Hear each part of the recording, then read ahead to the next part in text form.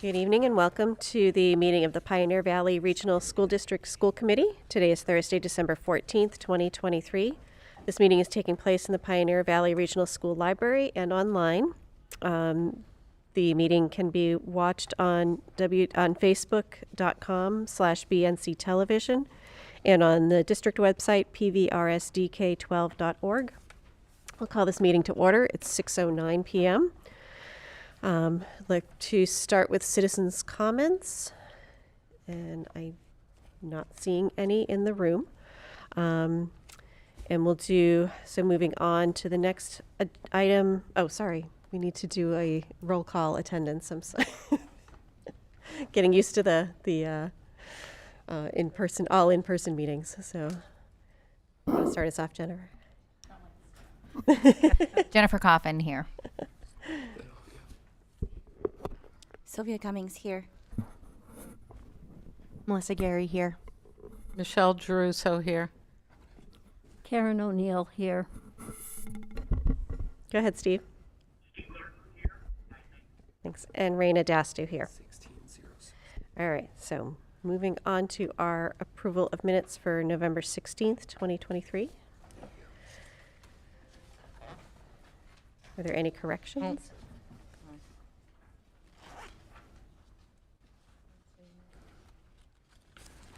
I'll move to accept the minutes of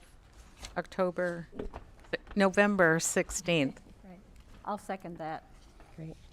Any further? Jennifer Coffin, yes. Sylvia Cummings, yes. Melissa Gary, yes. Michelle Druso, yes. Karen O'Neill, yes. Go ahead. Great. And Raina Dastu, yes. So that passes unanimously. Thank you. Before we get started with the reports, I just wanted to ask the committee for things were ordered a little bit differently, and because we have a number of presentations, we'd like to move those up. So I'd like to start with the student reports and then move on to business, and then we'll, after we've completed our regular business, go back to the chair report and continue on. Do we have agreement? Do I have consensus with that? So, great, thank you. All right, so student reports. An introduction of our new... Yes, we have a new student representative joining us tonight. Hi.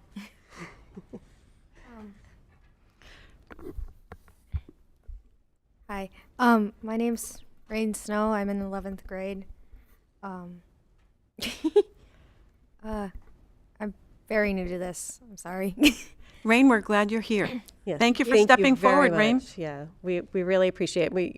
We've talked many times about how important it is to have student voice, so we appreciate you coming. I know this is new. It's scary for all of us, especially at first, so welcome. We really appreciate you being here. You're welcome, and thank you. All right.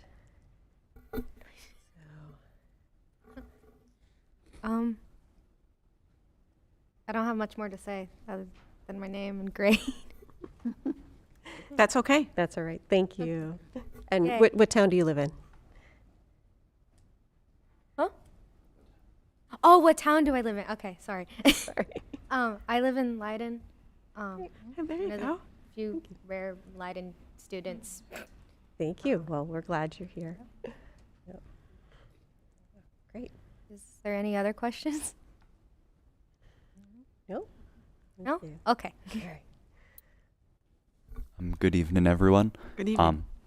Just to add on, Rain is one of the hardest working people I know. They're in the student council in the NHS, and I think it's going to be an absolute gift to have them on the committee. So I've prepared a short student report. It's a bit different than you may have seen in the past, as we haven't had a chance to visit the elementary schools yet, and until roughly last week, I was the only representative, so it's been a little bit messy, but we got there. I'm going to be presenting on recent events in the school that have occurred, and I'm going to explain what you can expect from us in the future. So we're going to be going over a student council donation drive, the As Schools Match Wits team, which recently competed, and the winter concert. Okay, so the student council has organized a charity drive where we're going to be accepting clothing and humane society items, which includes pet food, dog toys, dog beds, and such, where we'll be donating it to the Monadnock Humane Society. It was forwarded by Amy Brown, the wonderful teacher who leads our student council, and Raven Singh, the president of the student council. We are still discussing what our strategy of distribution for the clothing will be, but there's many options, and tomorrow, student representatives, including the two of us, will be discussing with Ms. Kinsella about the possibility of opening a mutual aid-based charity room in the school where there will be items available such as clothing, toiletries, and anything else students may need, and maybe that may be difficult to acquire on their own. As Schools Match Wits team, the two teachers who led it are Miss Unitas and Karen Browning. The team itself, Eric Briggs, Griffin DeRuiter, myself, and Rain. We spent a month together practicing and studying and preparing for this. We spent 2 or 3 hours reviewing state capitals and the facts about the presidents the night before. It was very exciting. We finally got to compete with Frontier Regional, and it was a very exciting competition and very fun. And I'm excited for everybody to see how it went. I am not allowed to disclose the results of it until it airs. So I think that means on February 3rd at 7 p.m., everybody should go watch it on EMPE. And if you can't make it that night, it will be available on PBS for streaming afterwards. Okay. And the winter concert, which I personally think went wonderfully. It occurred last night. Mr. Shadeen, our director, led it, where both the high school and middle school band played. There's the long list of our performances. I think it had a great audience reaction, and for which we don't see this often for not just for the band, but just for events in general. The auditorium was essentially full, so it was great to see that community turn out. And for future reports, now that we can be a bit more organized with multiple representatives, we're going to be visiting the elementary schools and bringing back what we've seen about the curriculum, how the kids are doing. We plan to be interviewing different departments of the school. So the science department, we would interview those teachers, see what they're doing at the time, or the history department.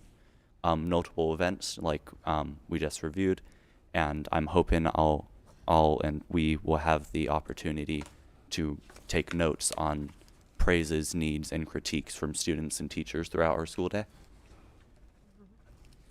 Hey, thank you very much. Do a quick follow-up. Lex, I was thinking, I don't know if we talked about this. What about we establish an email address, a PVRSD email address that's something like student rep to SC? And that way it lives with whichever students are working on it. And then this idea that Lex and Rain have brought forward with others on student council of a mutual aid room in the building where students who need clothes can come get clothes. And so they're working. May I jazz, can I say a little bit more? Is that okay? On discussing parameters for what donations would need to be, because they need to be terrific clothes. And maybe they'll learn how to style it like a little boutique. So kids going in there feel great. And we've also had initial conversations about for some kids, getting some clothes at school would be wonderful, and they don't have access to washers, dryers. So maybe we need to make a washer dryer available near the mutual aid room and figure out a way that kids who need to can get some laundry done at school. So that, everyone should come to school looking and feeling good about themselves and not worried about their personal self. So kudos to you and the student council for putting this forward. Thank you very much. All right, so moving on to our business items. Municipal representatives to the collective bargaining process. This will be a vote among the town officials. Yeah. Do you want to come sit up, Glenn, Brian, Sarah? So this is back in the packets a little bit. Oh, we should have shared with them the memo. They all have the packet. Okay. Right there. Yep. And as Tyler will always say, bring that microphone right up to you. Yeah. Okay, I'll lead this section. Well, first, why don't we have you each introduce yourselves, your town, and what municipal office you hold in your town. I'm Sarah Kearns, I'm from Northfield, and I'm on the select Board. I'm a member of the select board. Welcome, Sarah. Thank you. I'm Glenn Caffrey, and I'm from Leiden, and I'm in my second year on the select board. Welcome, Glenn. I'm Brian Keir, and I'm on the Bernardston Select Board. Welcome, Brian. Welcome. Glenn, how about that? We have a Leiden student representative to the school committee. I bet you were feeling good. Thank you. Right?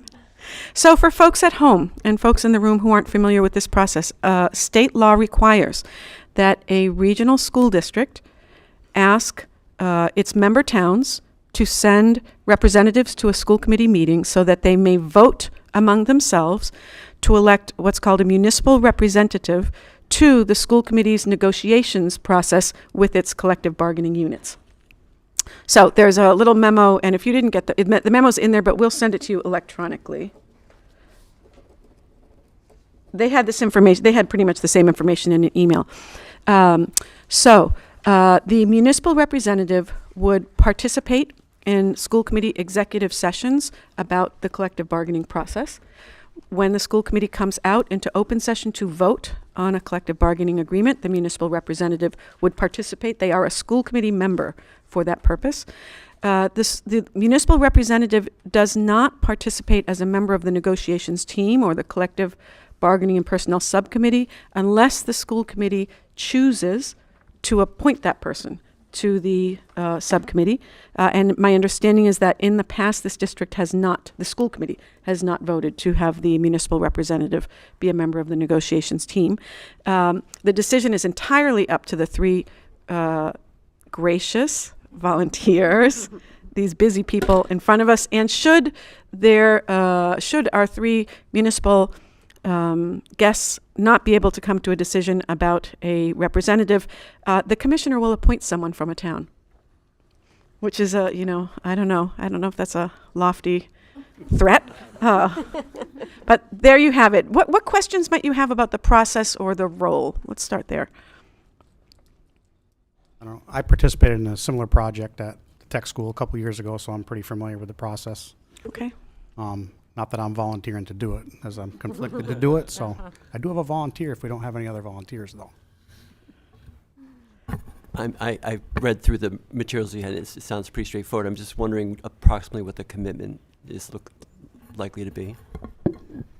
Well, it's not the negotiations team unless you do that.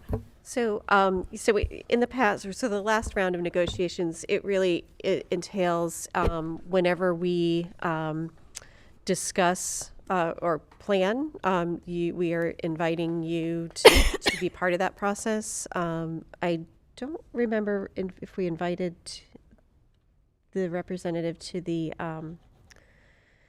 any of the subcommittee meetings. It was just no, when they don't. It's when the we full had- committee when the meets full in committee open meets. or executive session to discuss collective bargaining. So those meetings were, What school committee meetings? yeah, they were happened during school committee meetings, and we would invite the representative. So it's not every meeting that we necessarily need need to discuss things as a full committee. I think it was Yeah, I'm going to guess a couple. once a month. I'm thinking once, maybe every other meeting, there might be an executive session.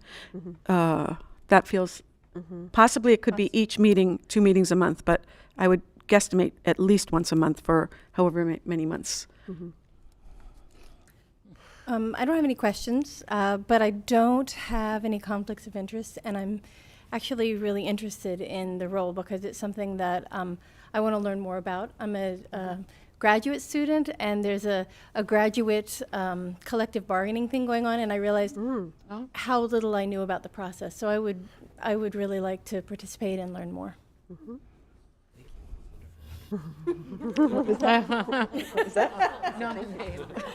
So we turn it over to you. It's your decision. So do we talk. nominate and all that, or do we just? We don't think we need to talk. So do we formally nominate and second and that kind of thing, or? Oh, that's a great question. Why don't you go ahead and do Yeah, that? go ahead and do Yeah, that. We'll make I it move official. That we select Sarah, I don't know your last Sarah name. Kearns. Kearns as the municipal representative to the collective bargaining process for Pioneer Valley Regional School District. Is that good? Okay, yeah, Second that. excellent. And I would love to do it, so. Wonderful, thank you so much. But I don't know if I'm allowed to vote, maybe I abstain. Oh, no, of course not. I don't know. All those in favor, you better do that. Yeah, all Yeah, those in favor? Aye. Thank you. Hey, Sarah, yay. Wow, super. Thank you, thank you all three of you. Appreciate it. Sarah, we'll be in touch and we'll make sure you get schedules and info. Perfect, excellent. So, all right.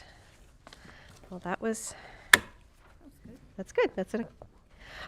So now we're, Matt Sullivan, who is online, will be presenting on the 8th grade retention efforts. And Matt is our high school principal. Hey, Matt. It's Patricia. Hi. I don't know. I don't think you can see because I didn't log into the meeting. Should I log into the meeting so people at home can see this? I probably should. I need to close my screen for a second so I don't. Gonna try it. Patricia's gonna log into the meeting and then share her screen. So Okay, sounds great. you'll be able to see the slides that way.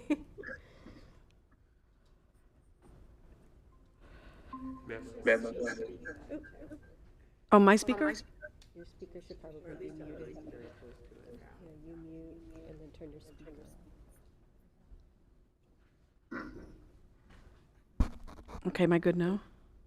Yeah, that should be good. Okay, so I need to share my screen, sorry. I was just in another remote meeting not too long ago, and we were commenting on how our COVID skills are a little rusty. Luckily. Yeah, thankfully. It's a good sign.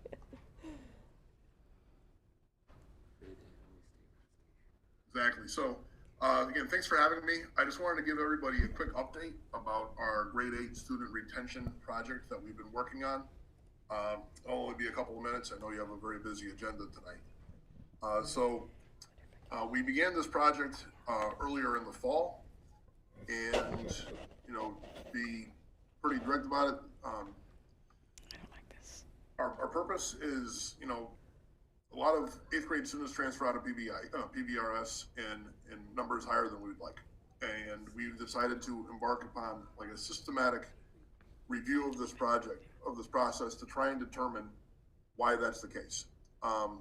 What causes people to leave, where do they go, so on and so forth. Our overall goal is to increase retention of grade 8 students. And we're creating a plan not for the sake of just learning, but of learning and also acting. Where action is a definite important component of this project. So moving on, what are we doing this for? Ultimately the process is very straightforward and very simple. I believe that this is a major issue for our school, but we don't necessarily have to come up with an incredibly elaborate overall process to try and learn about what's going on. So listening and learning is the name of the game. We've had our middle school faculty and our administration reaching out to grade 8 families. I believe at this point we've made at least an attempt to contact every family of a grade 8 student. We've been able to get through to people or not. We've at least made the attempt. At last check, we've contacted all 60 families, but made direct contact and spoken with a shade under 40 people. We've also been meeting with small groups of grade 8 students and asking them direct questions. The simplicity of this is to try and get a real feel as to what's happening in the school. Asking simple questions like, how's your year going? What do you like about Pioneer? What's not going so well? What are your plans for next year? We're learning a lot in this process. One of the big things that we've learned so far, and I'm really happy to report, is that the kids we have in our school are awesome. And that is a thing that, above all else, we can make big plans with because we have great kids. But I do believe that this project is going to bear fruit. There's been a real good reception from people that I have spoken to. People like the fact that we are reaching out directly and asking questions. I don't believe that this has been done at Pioneer before. So I'm excited about where this is headed. This is going to definitely inform the decisions that we make moving forward. And there's much more to come in January. We'll be presenting our entry plans to the school committee on January 25th. And not just myself, but the other new administrators in the district. And I believe that this is going to be a very insightful meeting where a lot of good information gets presented. Great, thank you. Thank you very much. Does anyone have any questions? Yeah. Hi, Matt. Are there any themes emerging that you're seeing? Yes, we are seeing some themes. I'm a little bit reticent to talk about all of the data that we've found so far because we're still in the process of kind of examining the data that we've seen. But there's definitely some themes that we've seen develop. What kids are looking for, their concerns about the future. Whether they want a more college prep education, they want things to be more career driven. We're seeing some interesting results. But again, the one theme I will bring back is the kids we have. I'm super impressed by the kids we've talked to. And the other theme I think that I feel very confident talking about right now is there's been a lot of support from parents and families and a high interest in participating in this project. People want to have their voices heard, and I'm happy that we're able to do this. Thank you. Any other questions? All right. All right. Thank you, Matt. Thank you, Matt. Much appreciated. Yeah, we're looking forward to hearing from you again in January. Absolutely, look forward to myself. Thanks. Thank you. All right, so moving on to our facilities master plan. Presentation by Paul Mills from Canon Design. And Mary Lyle has joined us as well. Welcome. Or welcome back, I should say.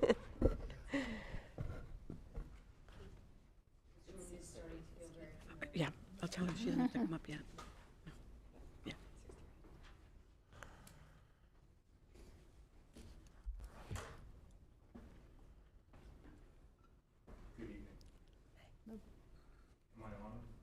Yeah.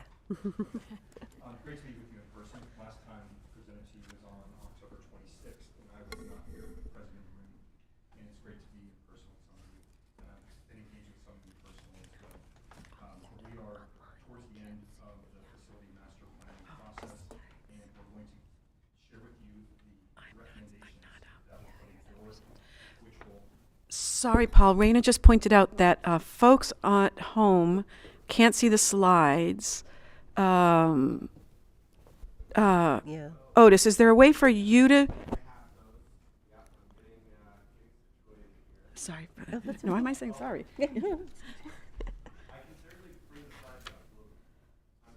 In the Google Meet. Oh, okay. Why don't I bring them up in the Meet? I'll bring them up in the Meet because you shared them with me, correct? Okay. Okay, you go ahead. I'm going to figure this out. Okay. Good. Yeah, you're still on the. So briefly tonight, what we're going to do is give you an update of where we are in the process. We're going to share with you takeaways from the community survey that was implemented since the last time that we presented to you, as well as our recommendations. We're going to have a little bit of a conversation with the road ahead and what implementation looks like. So here we are. We've been through a planning process that was foundational in nature. It began with an articulation of guiding principles, which led to a study of your facilities, your student enrollment, and demographics, after which we went through a design thinking process, created draft options that we presented to you in October. We went through a robust community engagement process and were able to solicit a lot of feedback from the community, both in person in small group discussions, as well as through an online survey. And we're at the point now of decisions and action. Okay? So a little bit of what's happened since the last time we presented. And we had parents, community, town officials, district and school leadership all in attendance. And the purpose there really was very specific. It was to share and communicate what the draft options are that we shared with you back in October, as well as to solicit input and conversation around those and to promote participation in the survey that we left open for a couple of weeks after the community meeting. And the takeaways from this was very productive. Small group dialogue and very honest and earnest conversation around what students need. There's an expressed appreciation for the focus on students as well as the data-informed nature of this process. Common goals were lifted up that whatever outcome and options recommended, that the schools really need a reflection of the community and in any way possible to help build on community, as well as to plan for address any sort of differentiated needs for different age levels, as well as to ensure that the plan accommodates transportation issues. The bottom line, the takeaway from this was that there was an openness to change. Even those that might have came to the meeting thinking, well, we really don't need change. After seeing the data and understanding and participating in conversations, we heard loud and clear that there was openness to change, particularly when the motivation was around the quality of education and opportunities that are created by the school system for students. After which, we reconvened the district planning committee, looked at all the survey results, and built a consensus around what the recommended option are. I'm going to jump to that in a minute. But we'll share that the DPC was unanimous in its consensus around which option to move forward with. And there was some discussion about the timeline and a little bit of dismay for how long it takes for capital projects to take place here in the Commonwealth of Massachusetts. And what kind of interim repairs we think about in the meantime. Mary's going to speak to that in a little bit. So I'm going to walk you through. Oh, nice. Now I'm present. I'm not afraid of you. Okay. So we had nearly 250 responses to this survey, and for a district your size, per capita is among the highest that I do this nationwide. And hats off to Dr. Kinsella in bringing out, not superintendent. Thank you. Pardon. But you can see from the breakdown here that a lot of participation from students we're really pleased to see, from graduates of this institution, but a lot of parents, both in terms of with current students was the majority, as well as parents of graduates. And then we had a lot of employee turnout as well. The geographical breakdown, we asked folks to volunteer which schools they had a direct relationship with. And it's more or less balanced between Northfield and Bernardston. But you can see also a lot of interest from people that volunteered that they have a relationship with the Franklin County Tech School, as well as other schools outside of your district. So as a recap, and for those at home, you can go back and look at the previous meeting notes on the options, but I'm going to quickly walk through what those 4 different options were before I jump into the scenarios, or the responses we got from the community. We looked at 4 different operational scenarios. One was the current model, status quo, to take care of buildings, but not change the component or the composition of the school grade configurations or locations and operations at all. Scenario 2 was to consider a future where each of your elementary schools would have a lower and upper band, or that you would have a continuous progression where every student would always be together throughout the process, as opposed to having 2 separate elementary schools. The third scenario was a single campus, where we would bring all elementary students here to a centralized site, so that pre-K through 12, that all grade levels would operate here at one campus in close proximity to each other with a responsible separation of space. And the fourth scenario was to move 6th grade up to the regional school, leaving pre-K through 5 at the elementary schools. Those were the different scenarios with different facility implications and different capital costs, the upper kind of Yelp style indicators of cost, and also the ongoing year in, year out operational cost impacts.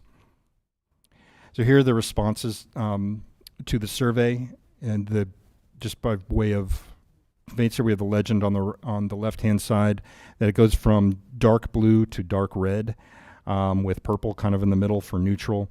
But the strong agree is the dark blue, all the way down to strongly disagree.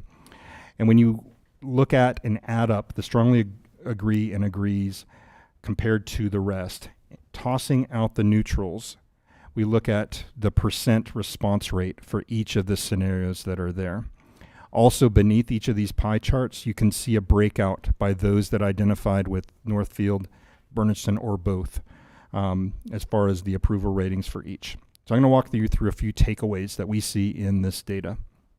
First, option 2, the upper lower elementary school, with only 21% of non-neutral responses across the board, particularly at 6% approval rating at Bernardston, or folks that have a relationship with Bernardston Elementary School, that this is the only, of the 4 options, the only one that really wasn't a winner. Everything north of 50 is more approved than it is less approved, right? And this is the only one. So we pretty much took that one off the table outright. Great consideration, great conversation, but we're not moving forward with that. Looking at scenario 4, the takeaway there was that it's rather split, 53% with about 1 in 5 neutral sort of response, quite a bit of ambivalence towards it. Felt that it's split, and it definitely merits further study, but not a direct recommendation at this time. So that kind of leaves us with scenarios 1 and 3, are really the 2 contending options that the DPC really looked at. And a few takeaways looking at the data. The notion of ambivalence was dramatically different between these 2 options. Almost twice as many neutrals in scenario 1 versus scenario 3, meaning that in scenario 3, people really had an opinion, by and large. Less, I could go either way on it. There was a strong opinion about whether to move to a 1-campus scenario versus looking at the same configuration of scenario 1. And what we've observed anecdotally, and having been involved with your district now for months and working with your communities on multiple occasions, we do note, and this is consistent with a lot of the work we do nationally, that when people engage and understand the underlying goals, what we're trying to achieve, what the data is suggesting, and then being participants in the design thinking process, that people get a little more comfortable with change. And while we're looking at scenario 3 as a dramatic change to the way you've traditionally operated within your school district, that we observed the community members that came out and participated in this process, the needle moved in terms of their perspectives on it. So wanted to lift that up. Another takeaway from the survey is looking at the intensity of support. Really, it's looking, whether strongly agree versus agree, that it is dramatically higher on scenario 3 than in scenario 1. And if you were to take kind of a 1-star through 5-star type average, it's nearly a statistical tie between these 2, even though when you add up support and strongly support between them, it's really kind of a toss-up, and it really comes down to judgment and what values. And one other slice that we did was we looked at subsets of responses in this. So we looked at the 38 students that responded, as well as the 148 parents and 104 employees. Now, these aren't mutually exclusive. There could be some parents and teachers, so they would have counted twice in this tally here. But what we can see here is that both 1 and 3 are supported by all 3 of those groups, with the exception of students who really had a preference towards option 3. I heard earlier in the meeting the notion of the importance of student voice, and that's something to take very seriously when in consideration, and the district planning committee indeed did. One of the other questions we had was, should the town want to repurpose the elementary schools, what types of uses might want to be there? And the ones that really stood out graphically here were in the space of a clinic and health center sort of services, senior supports within the communities, pre-K education, early education, as well as a parks and recreation type outcome. So that leads us to what, as the unanimous consensus of the DPC and our professional recommendation to you as the school committee, is to approve scenario 3 for 1 campus with continued study, potentially as an interim step, moving the 6th grade towards earlier than the consolidation of all 3 schools onto a 1 united campus with multi-schools on the same site. So let's peel back what this might look like in terms of our recommendations. So we've laid it out over time, but it falls under 5 main themes and phases of the work. First of all, we want to move forward with this process. In order to do this sort of transformational recommendation, it would require participation of a lot of investment, first of all, locally, as well as participation of the MSBA. The state does come with a lot of resources. They would probably defray, what's the percent match here? It's approximately half of the capital cost could be covered by others. Well, you're part of the community that contributes toward it as the state, but this is a way that you can leverage your local investments in a way to have transformative effect. Next, to consider interim grade configuration, what it might look like. Do we continue to operate until that point when the capital project's done, then we flick the switch? Or do we want to consider moving 6th grade to be part of a middle school type program here at the regional site in the interim, or even pre-K or K, early education? We've seen in other districts we worked where their early education is often set up on site with high schools or very close by and adjacent in a way that it creates some wonderful synergies with career tech opportunities for students that want to get into education.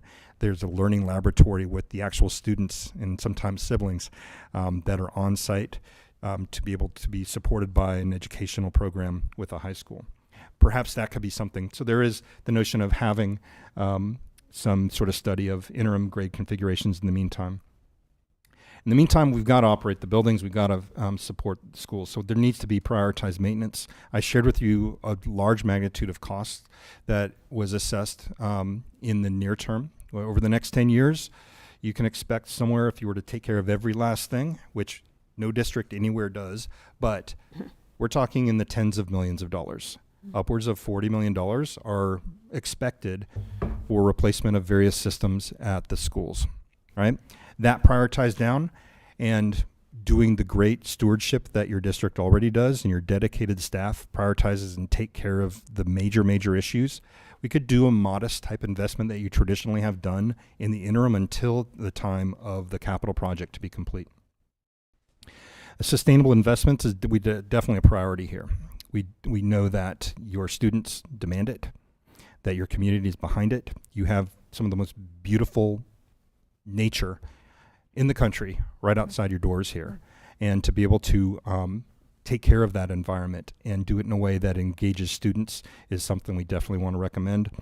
And then the reimagination of the town buildings, right? So we have these historic buildings, one rather historic and old, that are right in strategic locations next to parks and lands that could really serve the communities in a meaningful way.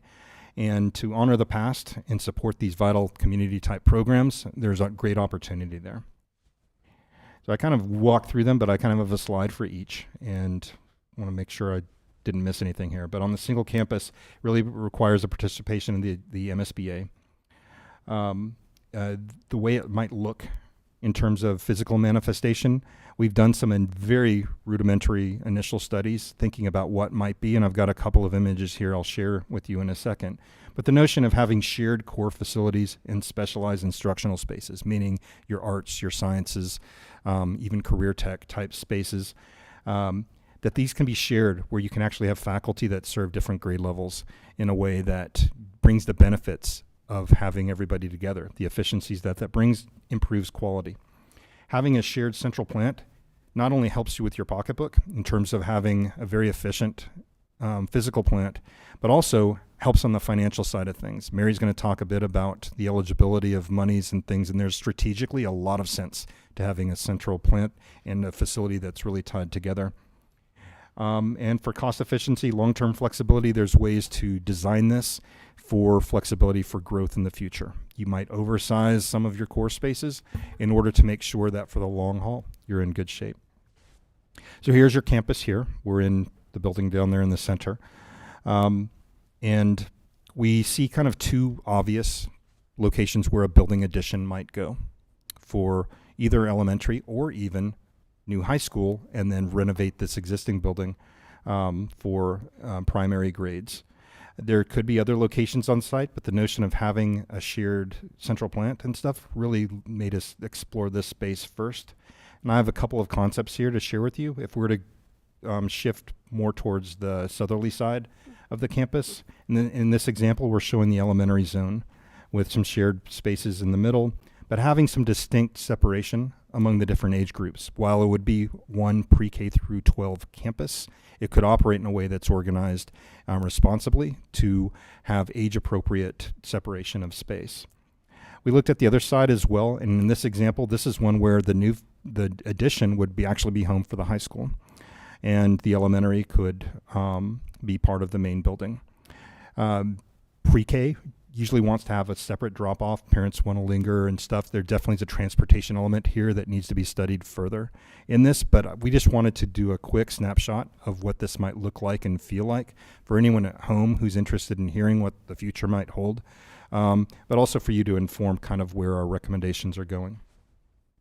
I mentioned the interim grade configuration and the two examples that I mentioned earlier. Your early education, bringing that to the campus, maybe that happens earlier than waiting for the new facility to take, which has a long timeline to it. Or perhaps 6th grade, or maybe even both in the interim. But that's something that needs to be done in concert with your communities, with engagement with students and hearing what is valued the most. I mentioned the prioritized maintenance. That's really just a lot of words on the slide here, but taking care of your assets in a very prioritized way. I would slow pedal on any discretionary type improvements of the buildings if the long term is that we're going to make major investments here at this campus.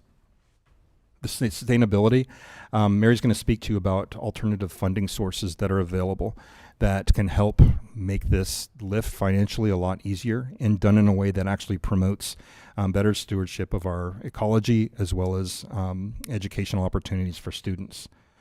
And then the sorts of projects you would imagine in this category, looking at energy conservation of this building in particular.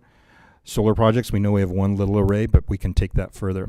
You have vast fields here that would be beautiful for what they call geothermal heat sinks or wells where basically you can harness the energy of the earth, the stable temperatures of the earth, both in the winter and in the summer in a way to help curve off the peaks of cooling and heating that you'd have to do that really reduces the amount of outlay that you do month in, month out on utilities.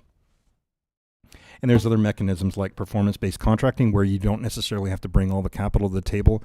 You can enter into a partnership with a firm that brings that and guarantees some savings. There's a lot of different mechanics and ways that can help this path forward. And here's a list of the sorts of things that repurposed Northfield Elementary School, Bernardston Elementary School could be. We're not advocating for any in particular, but we have heard, and that's why we asked the question in the survey about what might you want to see. And there was a lot of support for this interagency, community-based type of outcomes that are at the top, whether it's serving the county, the city, parks and recreation opportunities, community centers, health centers, elder care, really towards the top list that we've observed from conversations and in the survey. Supports for your district. Perhaps even direct sale. The towns could generate capital from selling these assets off to those who would make other uses of the site, or kind of a hybrid version called a public-private partnership. And this is where you retain ownership of the asset. However, you enter into a long-term lease where there might be some sort of profit motive to generate income for someone who comes with money and helps update the facilities in a way that brings benefit to the community, as well as offloads the maintenance and upkeep of the building. So implementation. Just because we make the recommendation doesn't mean it's going to happen overnight. This actually takes quite a bit of time, particularly as it relates to a process laid out by the MSBA. But we looked at kind of a path of different options here, and as we're recommending option 3, there's really kind of 2 options, and we really wound up with the scenario of option 3A, which is consolidation, all 3 campuses at the site. This can have all the projects funded at the same time, which instead of having to do them serially, which would take even longer, it just requires a little bit of creativity about how we design the buildings. And I'm going to hand off to Mary to describe a bit about what the MSBA process looks like in terms of time. Thank you, Paul. And just as a refresher, I think, our underlying assumption is that partnership with the MSBA is sort of a necessary prerequisite for being able to move forward with these options, whether you were going with option 1 or with the option 3. There is a need for that capital from state agencies or other partners to be able to finance a project of the magnitude that we're talking about. As a refresher, and we have the graphic up here that shows the entire MSBA core program process from initiation, which really starts with the submission of the statement of interest, which I'll talk about in a minute, and goes all the way through construction and project completion. Now, if you look at the data on the MSBA website, the typical time frame to go through this is entirely is about 6 to 7 years. From the time you get invited into the pipeline, the capital pipeline, to the time you're opening up the building for occupancy is about 6 or 7 years, and that is typical. So if we're talking about option 1 for the core construction project, and just to remind folks, the MSBA for the core program, as well as for the accelerated repair program, these are competitive grants. So when you're filing a statement of interest, your application is evaluated against the other districts who submit at the same time. And so there's a relativity to the need to the award. So if you are more needy and your needs are more urgent than other districts, then that increases the likelihood that you'll be invited into the capital pipeline. That's typically how that would work. So if you were to go down down the route of doing option 1, which is the major renovation or just replacing the systems, first of all, it would likely take the district probably 15 to 20 years to be able to complete major renovations on all 3 schools. So if you were to submit statement of interest to MSBA and say, one at a time, we want to just do one project after the other and do major renos on all 3 projects, that would take 15 to 20 years. The other challenge is that you have declining enrollment and you have low school enrollment. So when we think about the likelihood of MSBA stepping up to the plate to partnership with Pioneer Valley to do the renovations, particularly on the elementary schools, I can tell you that the data has shown that they have funded very few, like 4 single projects, elementary projects, in the last 10 years, and most of those were in prior years. They are looking to build schools that are for enrollments of 400, elementary enrollments of 400 or greater. And they have elementary schools right now that they're building for 700 to 1,100 students. In fact, there have been about 29 intra-district elementary consolidations proposed, and 27 of those 29 have moved forward. So there's clearly a trend for MSBA in encouraging districts to look at consolidation rather than trying to build small elementary schools, consolidating them. And there's many examples of that. So, to go down the road of option 1 and to count on MSBA funding for major renovation to the 3 buildings, going to take a long time and a very low level of probability that you would get funding from MSBA. When you look at option 3, if you were to go with 2 different buildings on the same campus, again, you've got a similar issue, which is that you have 2 distinct projects. And so that's going to take the district anywhere from probably 10 to 15 years to complete all of those projects, because you'd get invited in for one, and then it would be several years until you got all the way through to the receiving funding for the project for about 2 to 3 years in before they would accept another statement of interest for another core project. So if you think about those timelines, it could be 10 to 15 years.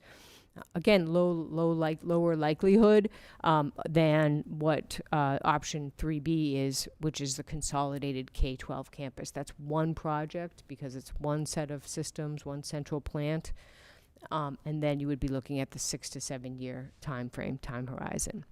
So I always feel like the skunk at the party when I say yes to MSBA, submit the SOI, but just be clear that it's going to take some time. And so for the next 6 or 7 years, as Paul had mentioned, there will need to be investments to keep the buildings operating, right?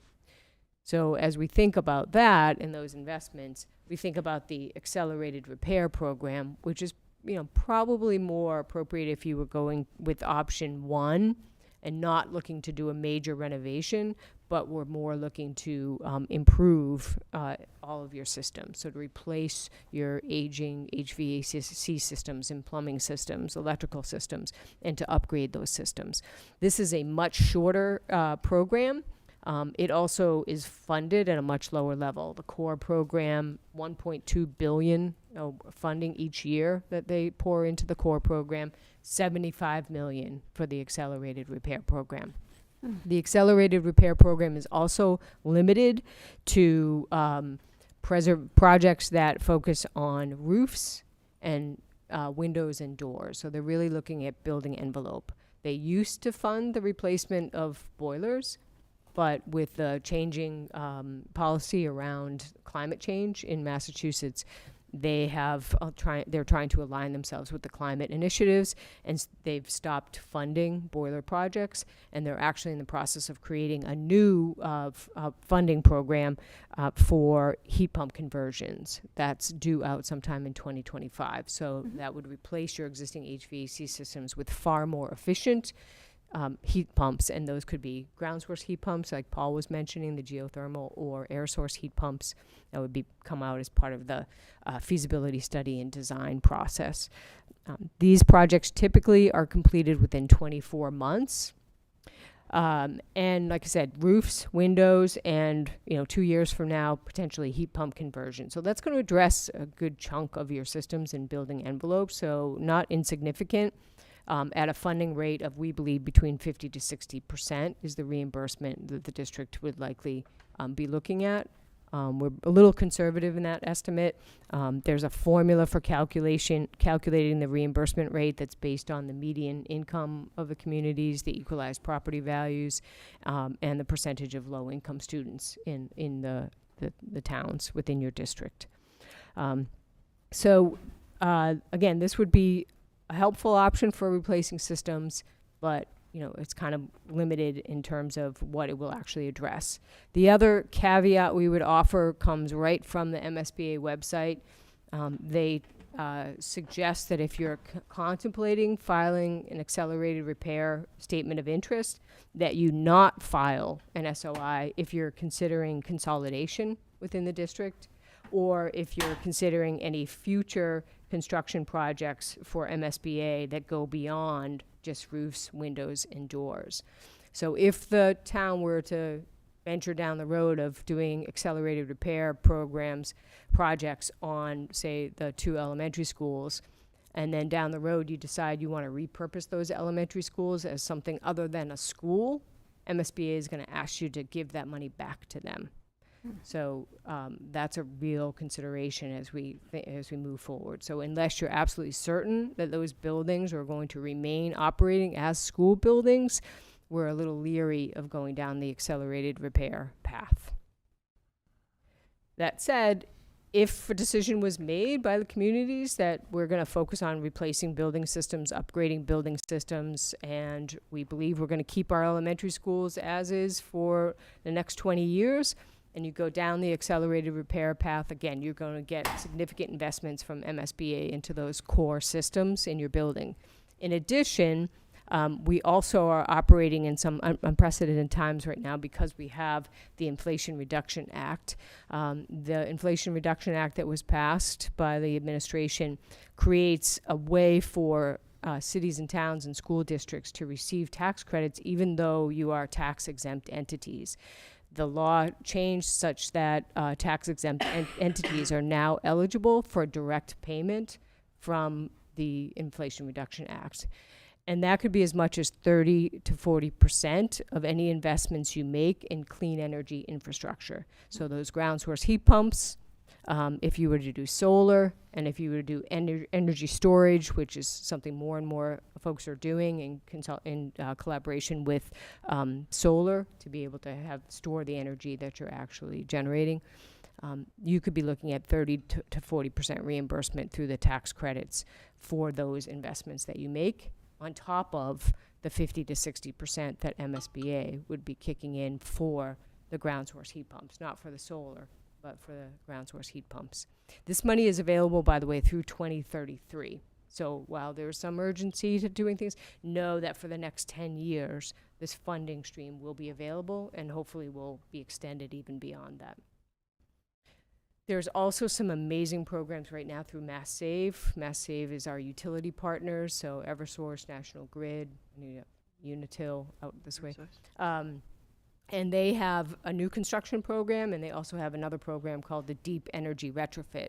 So if you partner with Mass Save, you could be looking at a significant amount of money from Mass Save as investment into that project as well. It's rather significant, millions of dollars of investment.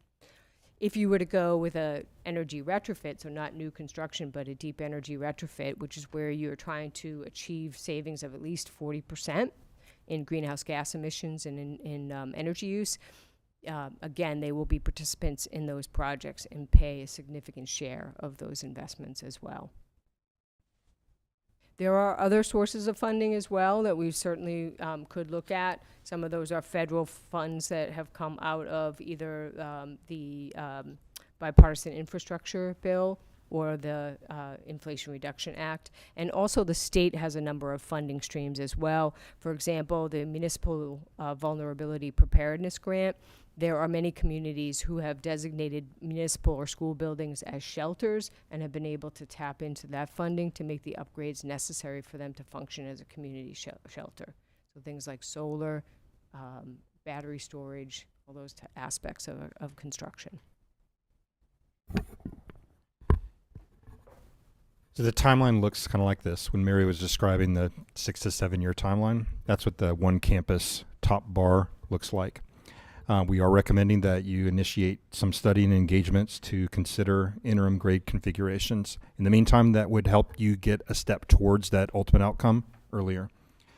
That we take care of buildings mindfully, responsibly, however, not to go whole hog on discretionary type investments in facilities that we know in the near to midterm would be repurposed. That we always consider sustainable investments, particularly as it relates to opportunities for other people to help pay for them. And it's never too early to start thinking about what the ultimate outcome and disposition of the buildings are, but it's something that certainly while you're designing the new facility here at the central campus that we would want to consider in the towns of Northfield and Bernardston what those school facilities might want to be. So where does this go? We are sharing with you our recommendations tonight. This kind of first reading, and it's common in our process to do this so that you have the opportunity to ask questions, react, give some guidance, and then we are going to be finishing up our report, so you'll have a detailed report that goes into more detail than we shared here, as well as some cost estimating and looking at design feasibility superficially for what would be a future presentation to the board as early as maybe next month.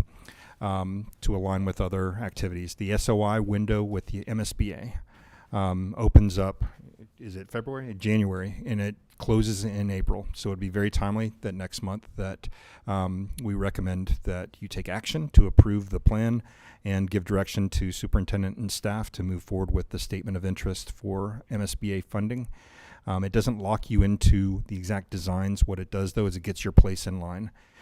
6 to 7 years, the sooner we get in there, the sooner we can get out of it, right? So that's our recommendation to you. It's been a pleasure working with your team, with your community, and with that, we'll take any questions. I have a couple of questions. We haven't even met with the towns, the select boards or finance committees to see. This was, I know, a community engagement forum. I attended one or two. But I don't even know what Northfield and Bernardston are thinking for their 5-year to 10-year plan on their elementary schools. Have you spoken to the finance committees and select boards separately about their buildings? No, not directly. We do have a briefing with them tomorrow. However, representatives from all the communities have participated in the process, and we're part of the district planning committee that was assembled very intentionally to have balance and have a composition that was reflective of the school committees that your district serves. Well, I do know that, but I would be looking for more information from the towns as to what, because 8 people are going to take a vote, but we really haven't heard from. May I clarify process? Yeah. May I clarify process? So Yeah. there's no vote that the school committee takes tonight. No, I know, but If- within and- a month. So there's no vote that the school committee needs to take tonight. This was a presentation of the recommendation, and shortly we'll hand out we have binders for the towns to take away of the facilities assessments. Those will now go online now that they've been shared. The school committee could choose at a future meeting to accept the recommendation of Canon Design and say, okay, we heard the process.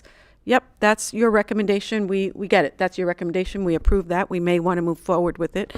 Separate from that, or after that, better said, is the question of, does the school committee want to endorse an SOI application before April?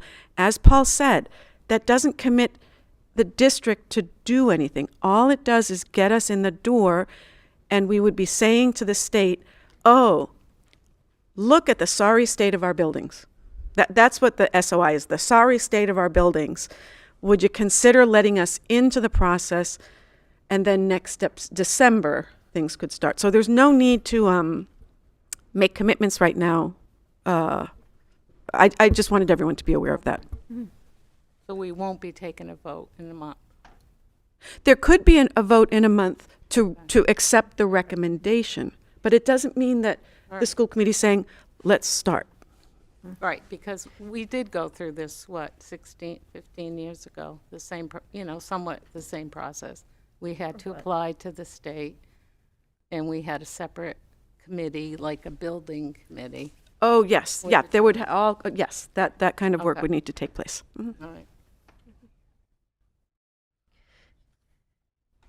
So I'd also just to clarify, because I think I attended the community forums, so I've heard a little bit about this. But I think an important thing to emphasize, so if we choose, let's just move forward, keep things the way they are, let's just renovate those buildings, keep them operating, and so in terms of outside funding, we have some MSBA money that would basically cover roofs, windows, and doors. So any changes to the classroom space, if we wanted to update a science lab, that we would be on our own with that, essentially. Mm-hmm. Okay. And is it the case, I thought our roofs were not old enough? That is true. The threshold for accelerated repair for roofs is 25 years, and for windows and doors is 30 years. So until your systems hit that year, you're not eligible to apply. All right. So even if the roof is not, is failing, if it's not old enough, we wouldn't be able to get that funding That's source. Okay.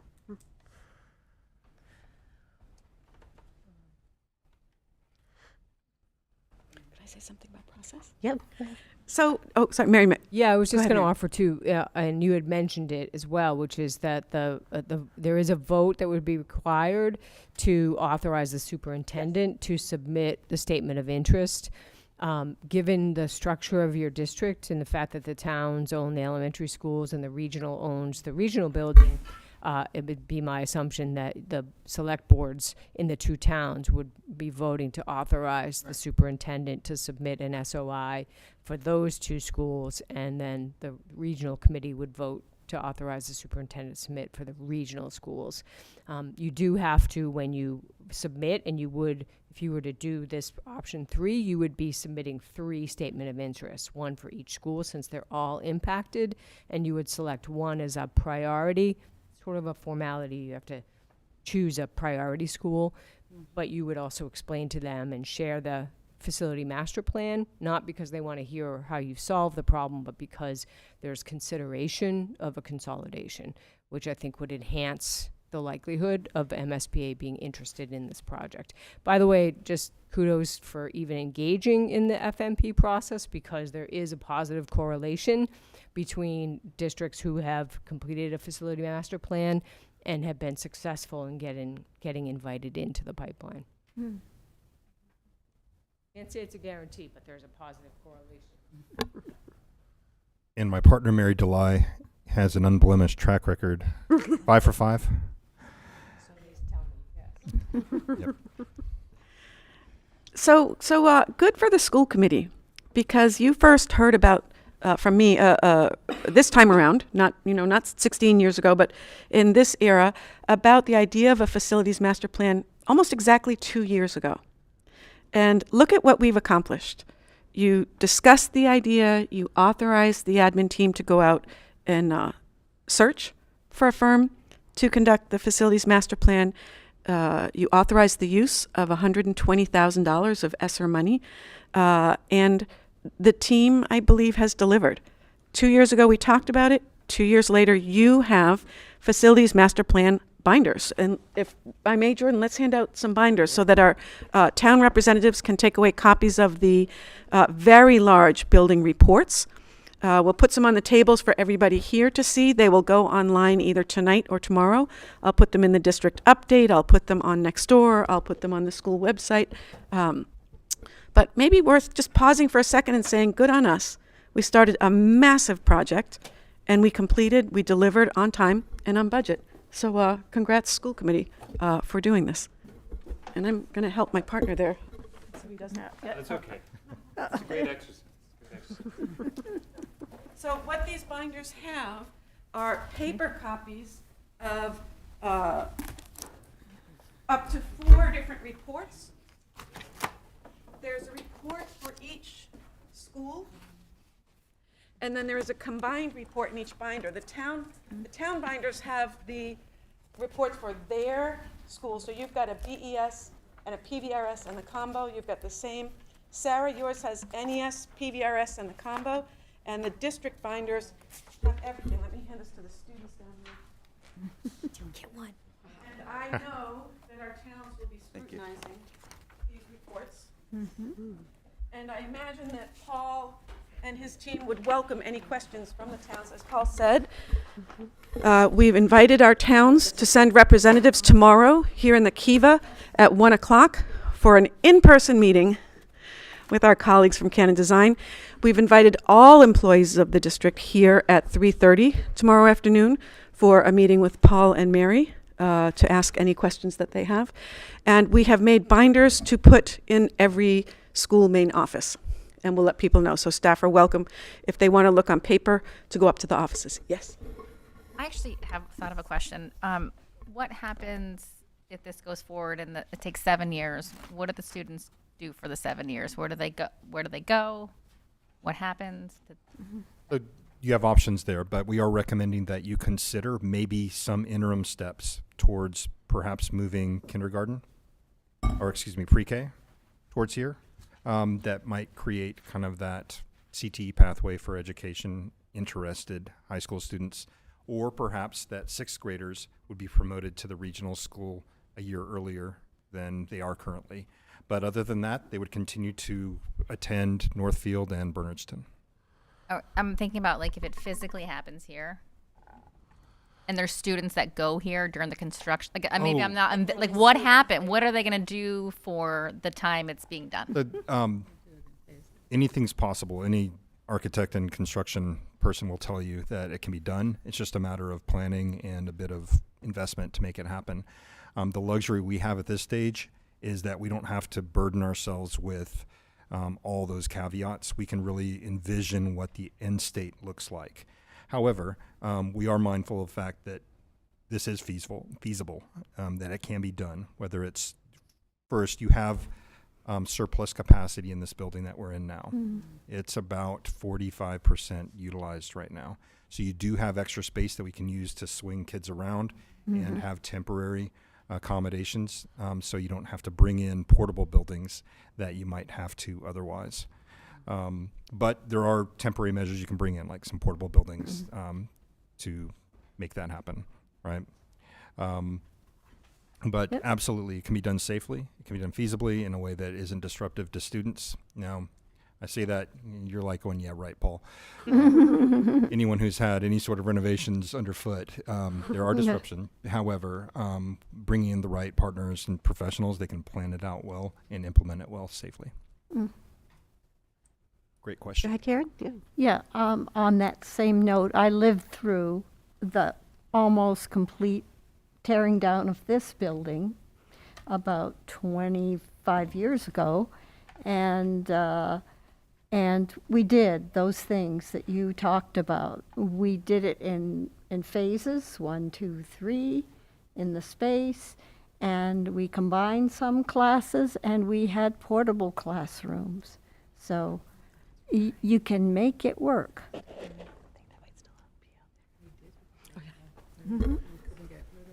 Yeah. They're still out there. I actually was on the Hanscom Air Force Base. They put up portables while there was construction. Modern portables are really nice.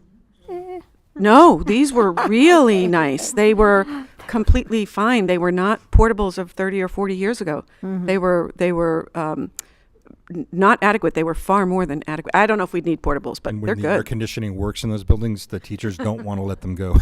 Yeah. We actually stopped calling them portables now. We call them modulars. Yeah, Because yeah. really, they stay in place sometimes for, several years. And Watertown High School being built on 4 acres, that's it, that's a small parcel, and an entire new academic high school built across the street from the middle school using modulars that will be used for 3 years, and then maybe stick around for the middle school to move so they can do that building as well. But yes, very successfully implemented.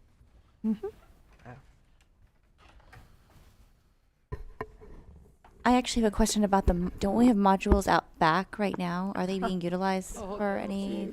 So I keep saying I'm going to do this. I'm going to share a picture of the mushroom growing up through the carpet in the modular. They're probably not safe for anybody to go through. The air quality is no. I don't know what were they for 20 years ago when we did here? Yeah, they tried to sell them for years. No one wanted them. Right. I don't know why they. So now there's some storage stuff, there's broken things, and they have there's actual foundation basements, concrete, cement. You can go in. They're not just plonked on top of the ground. There's All right. Thank you so much. Thank you. Job well done. It was a pleasure to work with Canon Design. Thank you. Absolutely. Before we move on, would this be an appropriate time for comments? Absolutely. Okay. Yes, please. So I just wanted to state, at least as the student representative who is on the committee and one of the student representatives here, we want Plan 3A to go through. This is something that the committee almost unanimously voted for. There's tons of benefits to it, and I understand it's not quite fair for me or anyone to ask anyone like town representatives or voters to make decisions right now. But what I think it is fair to ask is to be educated on what's going on. There's loads of information on the Facilities Master Plan website, and just as the generation who's currently in this building and thinking about the generations to come, our request to you is to be educated on the decisions you made. There's a chance for change here, and I think we should take it. Wow. Okay. Thank you, Lex. 3A. Thank you. Wow. Thank you. Thank All you. right, thank you. All right.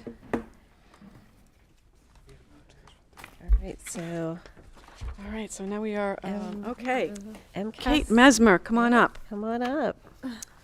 Our MCAS assessment results. Am I in here? I am here. Let me present. And welcome to Kate Mesmer, our Director of Teaching and Learning. Hello. Hi. Oh, and I'm not up there. Hang on. How's everyone? Hang on, Kate, I'm just, nice to see you. I'm just going to try and get myself up here also. A lot of moving parts tonight.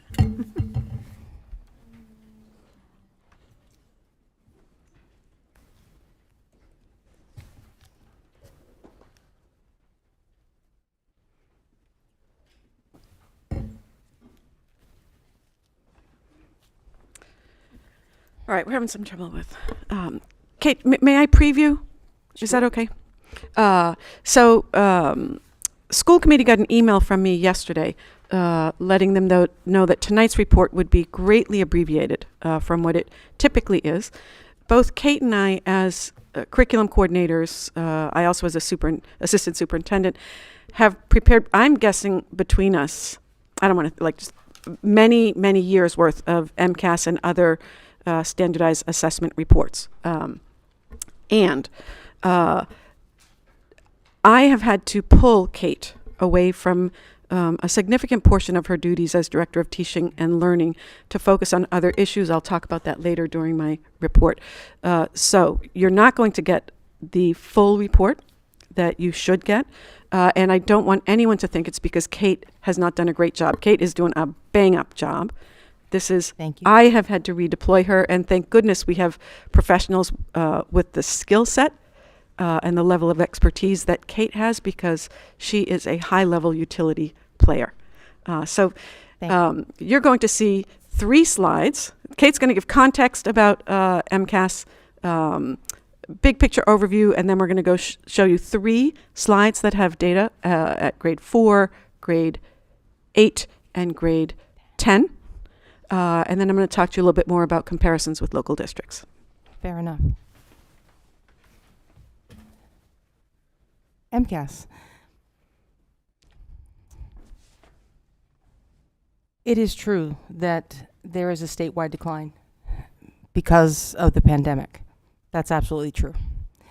I think everybody at this table hoped, including me, that there would be less learning loss than what we're actually seeing, right? It is not a Pioneer problem. It's a global problem, right? It's actually a global problem, and it's certainly a national problem. And it's definitely a Commonwealth problem. So those things are all true. So that's the first statement up there. The second one, that in some grades, in some schools, the Pioneer scores are below the state average.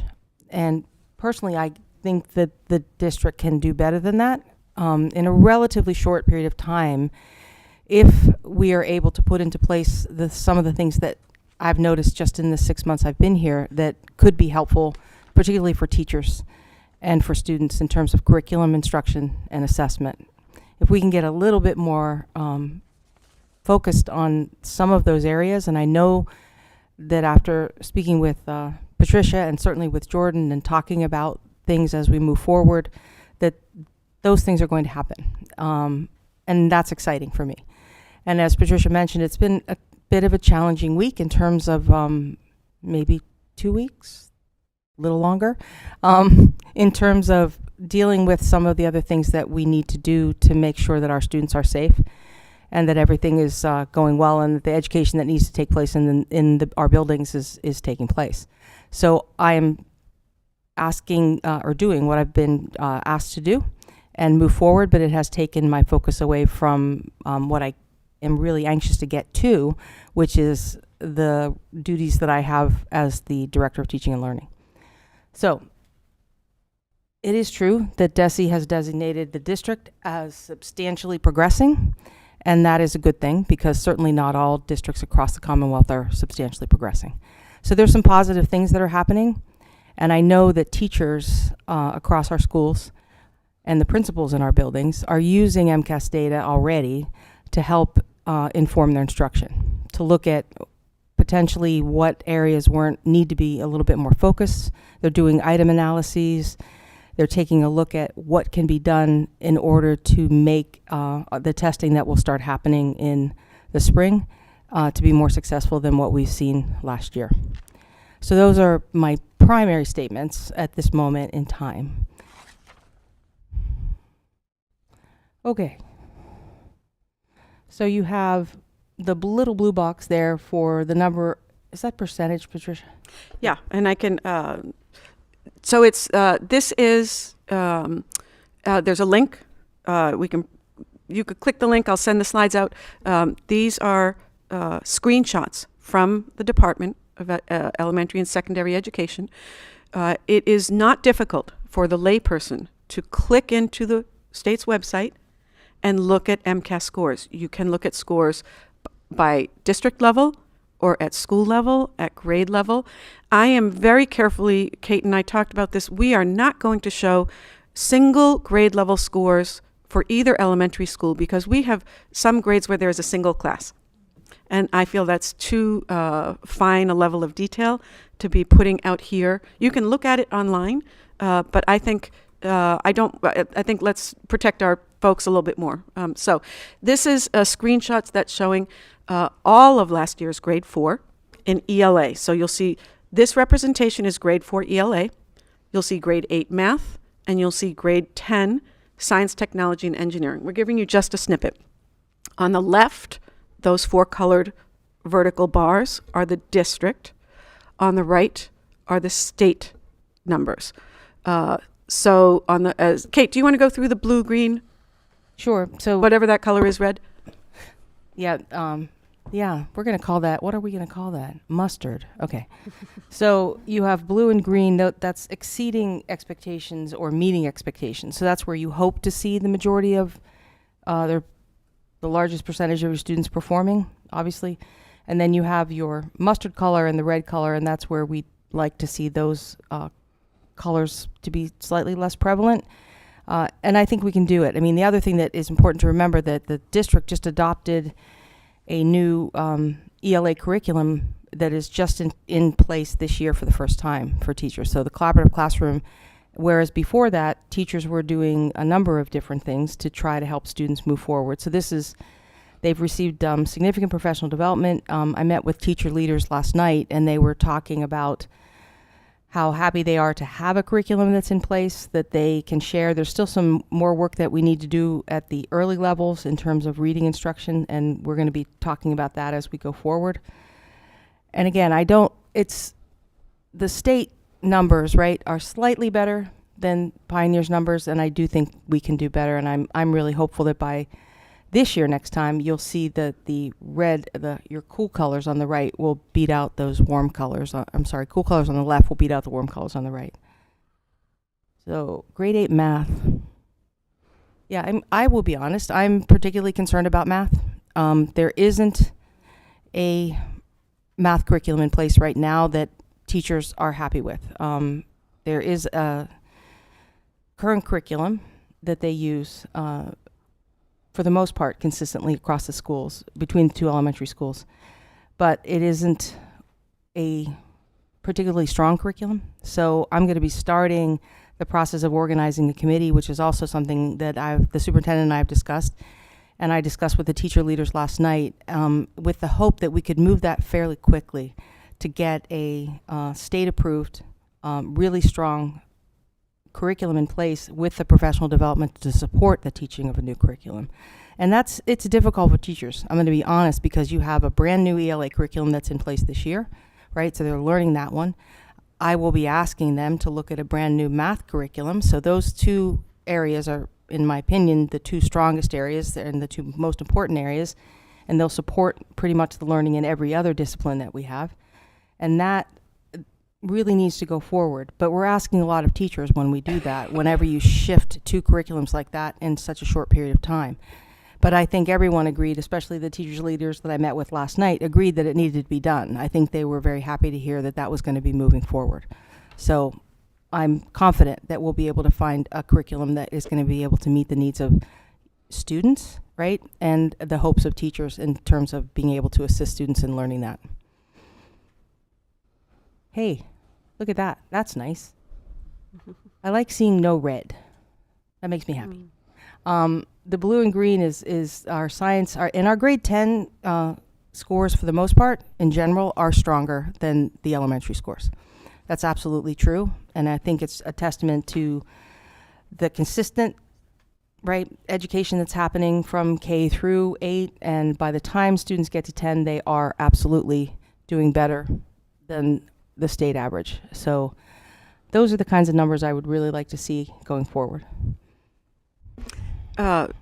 We've shown you just 3 snapshots.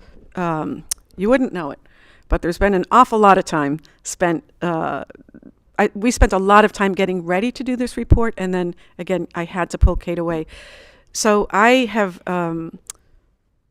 reviewed many data sets over the past few weeks from the state, and I have sliced and diced the data in multiple ways. And as I did so, I recognized schools and districts at either end of the achievement and income spectrum in which I've worked, or in which my kids have attended school. There were data sets I was looking at certain grade levels, looking at the highest achieving schools in the Commonwealth, and I worked in some of those. And I was looking at schools that were at the bottom, and I worked in some of those. What I'm trying to say is I have experience from sort of this end to this end in this state, K through 12. There is no reason for us to have scores that look like that. We can, in this district, with the level at which we fund, that our towns, thank you, fund the schools, with the incredibly talented staff that we have, we can and will do much better than that. And thank goodness we finally have someone of Kate's experience and caliber who can lead the work. So I'm just reiterating what Kate said, but I want to be very clear with you. I don't like those numbers. I'm not going to blame anybody.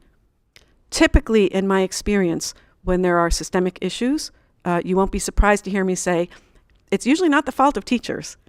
It's usually the responsibility lies at the feet of administration. And systems that Kate has mentioned, like actual curriculum, and then professional development over long periods of time, professional development that is consistent, that doesn't let go, that requires ongoing engagement, that deepens elementary educators' own mathematical thinking, that deepens their understanding of a base 10 system, that deepens their understanding of geometric features, will result in better outcomes from our students. So this is my statement. This isn't good, that data set in particular. We will do better. And just quickly, I have also been looking at local districts. So we have some grades at which in some exams we're doing better than the state average, and there are some at which we're doing under the state average. So I looked, and I wouldn't put this in a written report. We have neighboring districts who do a great job with their kids. And for every one of the grade aggregations I looked at, all of their scores were below state average. All of their grade level or grade aggregation scores in all 3 subject areas were below state averages. There's only one local district of the 5 or 6 that I looked at that had a majority of those grade aggregation test results that were above the state average. Most of our neighboring districts are in the same situation in terms of scores, or their scores are they're struggling with their scores even more than we are. So that's actually a big piece of this that I want to give to you. Not great, some of it's okay. Context is scores have tanked across the state. Something about, I don't know if it's a rural area, I don't know if it's Franklin County, I haven't looked at a county-wide, county by county to see, but we're actually right kind of in the middle of what's happening with MCAS achievement in 2023 in this area. I wanted to share that with you. Yes, thank you. Did anybody have any particular questions that either Patricia or I could answer? Well, since I'm the one that's been asking about this, I just want to thank you for coming tonight, because the school committee's charge is to look at data achievement of the children, and we really haven't done that, and we realized that a couple of months ago, so I think this is a good start. I would like to know if there's any other standardized tests that the school committee should know about? Because in my 3 years, I have not heard any other reports on testing that's been done in the district.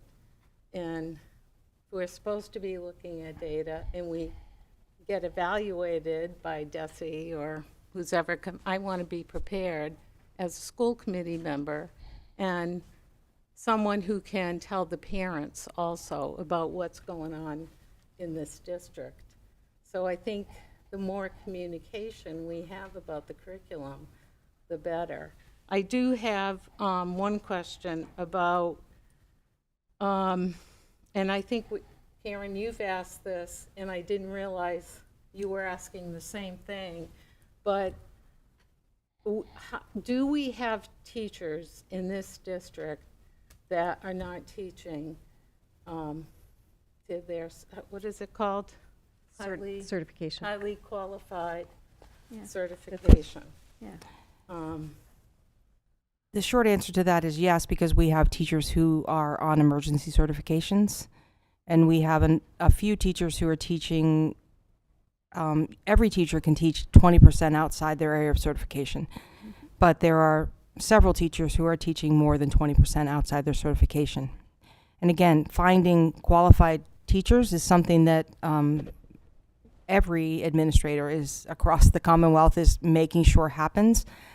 We've made some tremendously wonderful hires this year, but there are still some areas across the schools that, well, mostly I'd say at the regional at the moment, that we would need to find other faculty who hold those certifications. And it's a reasonable question, absolutely. And have we notified the parents in writing by letters? I understand.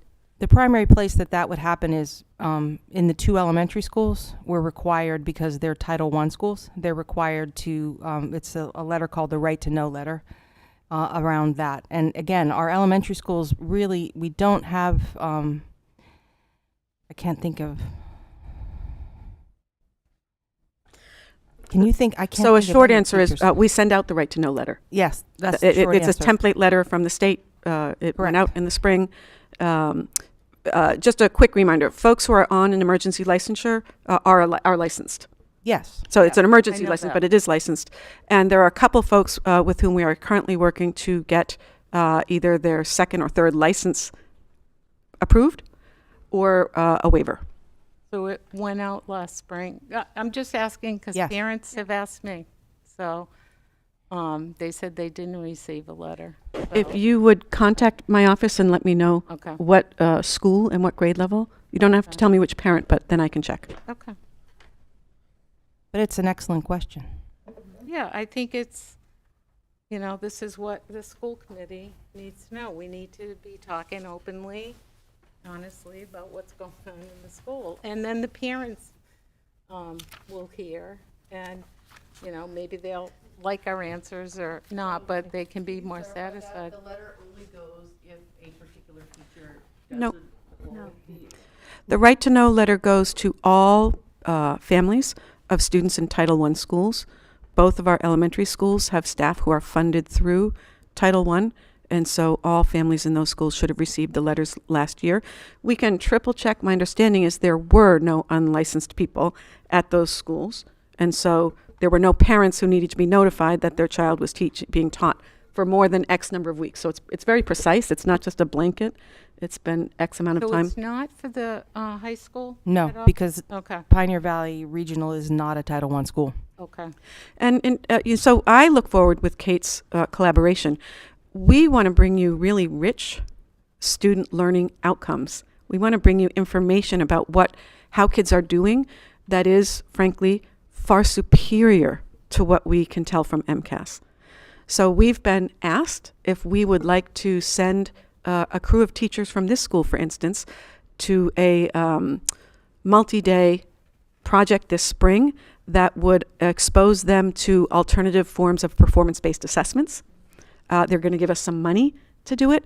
So, we have to be careful of not getting into initiative-itis, right? Too many projects and we lose our capacity to manage. But Kate and I have talked. I think it's good. Let's send. They're asking us Pioneer, I have relationships with these folks across the state because assessment has been an interest of mine for many years.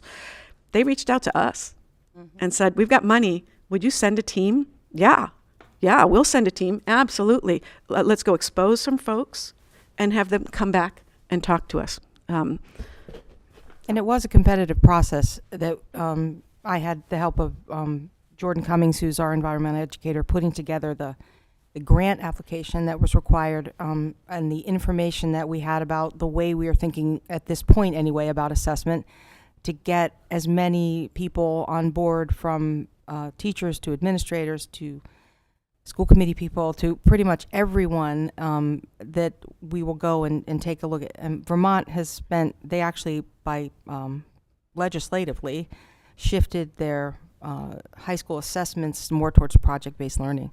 So they've been doing this for about 10 years, and now they've invited other schools from New England and in a competitive way to apply to go to these schools to see what's actually happening in the schools. So we'll spend 4 days in April as a team meeting with our counterparts in those schools in Vermont and other area schools from here. I know that Gateway's sending a team, and there's a couple others.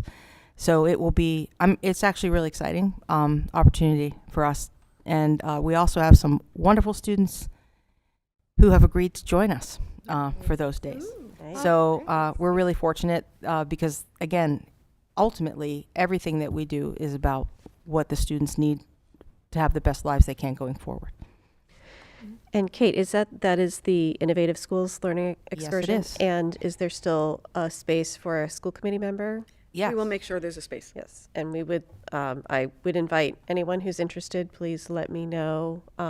There is a spot for a school committee member to attend, so I will send an email out with that information And tomorrow. It's April 9th, 10th, 11th, and 12th. So it's 3 nights, and they are putting everyone up at I love the title of this, the Stowe Flake Resort in Stowe. So it's Now you're getting interest. yes, now I'm getting interest. And so just to be clear, we have 2 different grant funding situations here. One is this trip to Vermont to go look at these rural schools. Hey, what are you doing? That group of 9 people, including some students. Hey, school committee, send somebody.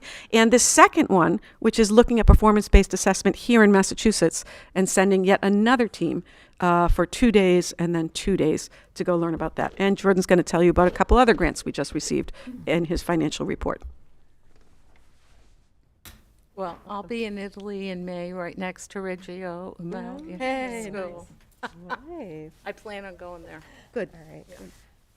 Thank So you, I'm Kate. trying to be So- conscious you're welcome. of Thank time, you but- all for Yeah. listening. Thank you very much. Appreciate One that. other question. Appreciate your listening. Actually, before you Sure. take off.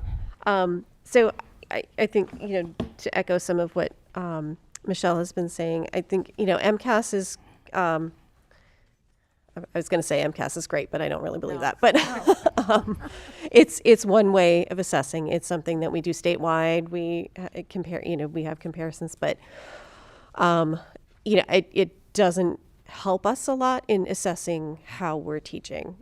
So I would love to hear more about the other ways that we're assessing students, or if you are introducing any new ways to assess students, we'd love to hear about those as well, because I feel like we need something that's more time sensitive. MCAS, we get the results from last year's cohort. And In terms of 6 what months later. I'm sorry, in terms of what I know right now? I think just to keep that on our radar. Oh, I sure. think, that's something that I think we'd like to sort of hear on a more regular basis, so we can definitely keep that going. So. Okay, that's fair. Continue the conversation. Sure, So, I'd be happy to talk about that. That'd be great. Yeah. Thank you very much, Kate. You're welcome. Thanks Thank for your you all. flexibility. I appreciate it. Yeah. All right. So moving on, gift to the schools. NES PTO donation of $4,000 towards a climbing wall. Yes. Thank you. I don't know if Michelle mentioned it directly, but are you accepting applications for that trip to Italy? 'Cause I have a small family of 3 who would like to apply. If you're funding that, we would love to join you in Italy. Yeah, in my suitcase. But yes, the donation, that's super important. So as everybody remembers, last spring, I'm sure, Bernardston PTO donated money towards a climbing wall, and I'm glad to announce that it's a hit, and Northfield is interested in doing the same. And so we have a very generous donation from the Northfield PTO as well of $4,000 to put towards the installation of a climbing wall. And the school itself will be contributing some rural aid funds towards that, similar to what we did with Bernardston, contributing some of the funds to make this possible. Any questions? Good. Okay, so let's move this along. I'd like to make a motion to accept the donation of $4,000 from the Northfield Elementary School PTO to deposit the check in the Special Donations Fund and to expend the donation on the purchase and installation of a climbing wall in the NES gymnasium. I'll second. Oh. Yeah, Thank you. Should second. Yeah. All right, any further discussion? All right, Jennifer, you want to lead off the voting? Take it. Jennifer Coffin, yes. Sylvia Cummings, yes. Melissa Gary, yes. Michelle Druso, yes. Karen O'Neill, yes. And Steve? Ooh, is he still with us? Not sure. Thank you. Excellent. And Raina Dastu, yes. So that passes unanimously. Thank you. Thank you. That's exciting. All right. Auxiliary gym flooring and equipment contract number 2. In all of this stuff about physical activity is not predicated on the fact that I used to be a PE teacher, but I do appreciate it, and it's great stuff that's happening. So as we talked about at the last meeting on November 16th, I believe, when we approved the contract for Perform Better to for both equipment and the new floor in the auxiliary gym, is that we would come with a second request at this meeting. So here we are, and so that's finishing that project with a company that fitness enthusiasts, I'm sure, know very well, Rogue Fitness, out of Columbus, Ohio. So this is going to, the power racks, some cardio equipment, barbells, weight benches, and it's a total contract value of $29,856.01. And the total of the 2 contracts is just over $65,000. Any questions? All right. Someone like to move the motion? Take the motion. I'll move to approve the gym equipment contract at Pioneer Valley Regional School as presented. I'll second. Thank you. All right. You want to start the voting, Jennifer? Jennifer Coffin, yes. Sylvia Cummings, yes. Melissa Gary, yes. Michelle Druso, yes. Karen O'Neill, yes. And Steve? Thanks. And Raina Dastu, yes. So that passes unanimously as well. Thank you. All right. So approval of snow removal contract. Right. So snow will inevitably come. So we need to have a partner to do snow removal for us. And Johnson Asphalt and Paving of Northfield has stepped up. They were the only bidder to submit a bid. And as I mentioned, rates are slightly higher, but the equipment is newer. So I would anticipate that in general there will be less total hours of snow removal. And unfortunately, with a changing climate, less snow in general. So snow removal has certainly gone down in some of the preceding years. So, but nonetheless, Johnson made a compelling and good bid, and I anticipate them being good partners. Any questions? Yeah. All right. Of course. Who would like to? Okay, I move that we approve the snow removal contract at Pioneer Valley Regional School as presented. Okay. Do I have a second? I'll second. Great. Any discussion? All right, take it away. Jennifer Coffin, yes. Sylvia Cummings, yes. Melissa Gary, yes. Michelle Geruso, yes. Karen O'Neill, yes. Go ahead. Right, and Raina Dastu, yes. So that is approved. Thank you. Thank you. All right, so back to item number 4B. I'll just make this quick. Last Thursday, I had the honor of attending the Superintendent's Awards Dinner. And it's just amazing to see all of these talented, wonderful kids who are doing so many wonderful things in the world, including our own Maddox Weigel. So he was presented with the award, and I got the chance to meet his lovely parents, and it was a great dinner. So, fun. Yeah, Superintendent's report.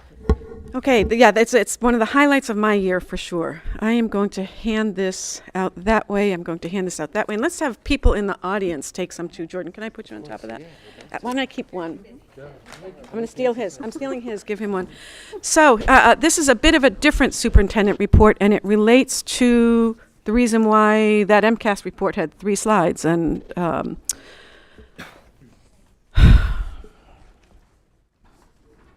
I struggle with how to say this because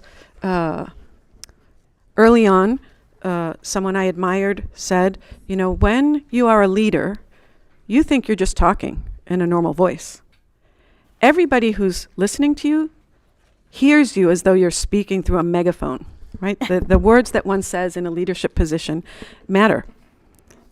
I want to share with our community, and I won't take too long, I want to share with our community that the number of behavioral concerns among our students that has in one way or another to do with social media and the use of cell phones is alarming.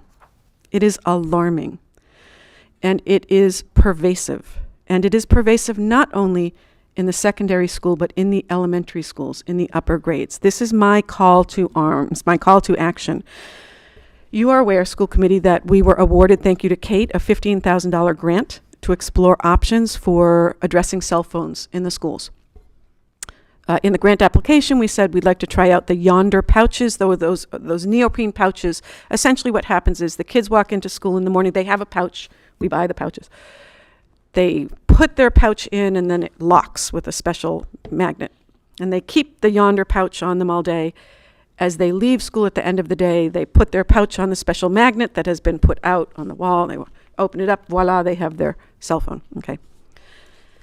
My plan had been to spend a very careful few months this winter with a community outreach campaign. I hope that it's becoming clear my team knows how to run a project. We know how to plan it, we know how to time it, we know how to sequence it, and we know how to close it.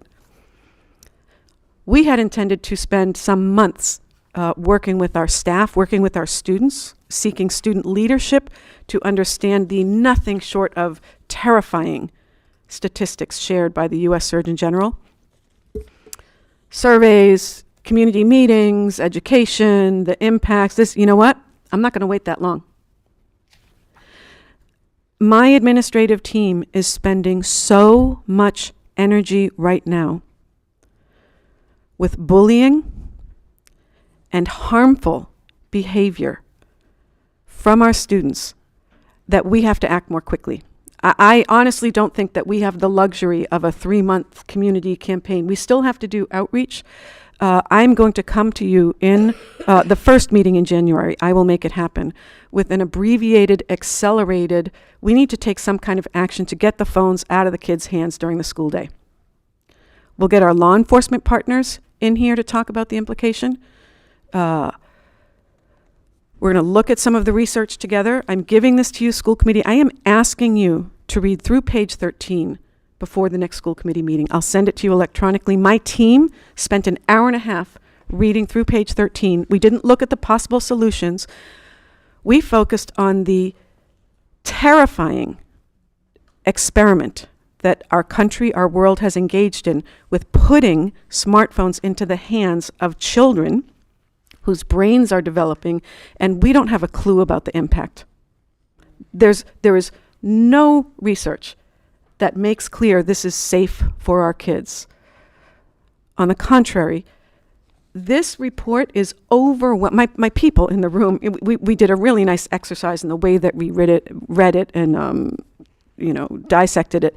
The dejection was palpable in the room. The kids are on the phones for incredible amounts of time a day. There's disparate impact. There's racial impact. There's sexualized impact. When the kids come to school, they need to be safe. I can't control, school committee, you can't control what happens when they leave the building. But you can control what happens when they walk in and then for the next 6.375 hours. We could create a safe space for our children where they don't have to worry about the sexualized image that they might get as they're walking from one class to another, about the mean language that they're going to get. I'm not pretending to say that social media and cell phones don't have fantastic, positive, creative, good. They do. There are great possibilities. And I'm telling you, the Surgeon General puts out advisories when they want to make the country aware of a serious public health concern. This came out in May or March. It's one of the M months. I always forget. So that is my. So I'm going to be brave. Kids in this district are not okay in terms of the impact of social media on their mental health. And I say that because of the types of behavior that we're seeing. Maybe not all superintendents sit here and on record, on camera, and someone picks it up. I'm saying it. I'm saying we've got to do something.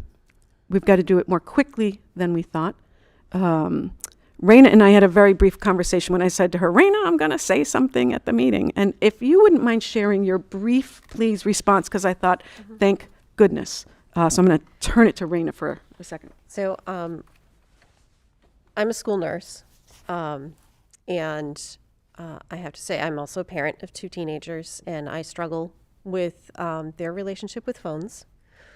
I also see what happens with phones in the schools, and it has a huge impact on their mental health and on their ability to get through the day.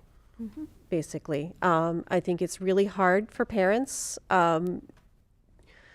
to think about their kids being away from them without their phones, without access to their phones, without the parents having access to their kids and the kids having access to their parents.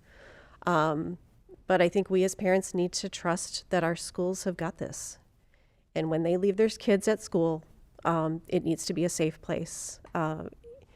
And kids having their phones, it makes them not safe. It really impacts their safety in their mental health. So in January, I'll bring you a plan. That plan will connect us to local organizations that are already doing work on this. I'll bring you information about other Massachusetts districts, including in this area in the Pioneer Valley, that have already done this. We can get kids out to go see what it looks like in those schools. We'll highlight the research. I will set up meetings, obviously, with community members, with families, but I'm going to make it happen quicker than I would have previously. And that means I'll have to push some other work, including high priority projects, to the side, because the past month, the past 2 months, the past 2 weeks have made clear that our kids' health demands that we take better action. So that's my superintendent's report. I'd like to say one thing about that. Thank you. I have a child in 6th grade that does not have a cell phone, that has a severely anaphylactic, deathly allergy. And we are not giving him a phone. My expectation is when he goes to school, he's there to learn and not be bombarded with visual things that I can't help him unsee. I can tell you my son was stung at school, and no one used a cell phone to make everything happened to protect that child. It was no cell phones involved. I trust the school implicitly to take care of my son. And as a parent, if you need to talk to your child during the school day, every school has a phone. There's a person, not an automated machine, but a person at the end of that phone. And they answer it. And they have a action plan on everything that needs to happen for every child in the school in this district. And I hope that this school committee finds a way to have students come to school and put their phones aside, because you're here to learn. You are not here to be on your cell phone. For the school committees, for the towns that are putting all of their money into all of our children's education, it does not include a cell phone. You can make whatever parenting decision you want at home, and I will continue to do so. And I have to have lots of conversations about why he cannot have a phone. And it boils down to the things he cannot unsee. And as long as I have the ability to control that, that will happen in my house. But it is everyone's duty here to make sure that happens. And if we're talking about MCAS scores and ways to make sure our children perform better in school, I challenge anyone to come up with a document that shows me how having a cell phone in their hand between 7:30 in the morning and 2:30 in the afternoon improves their ability to learn.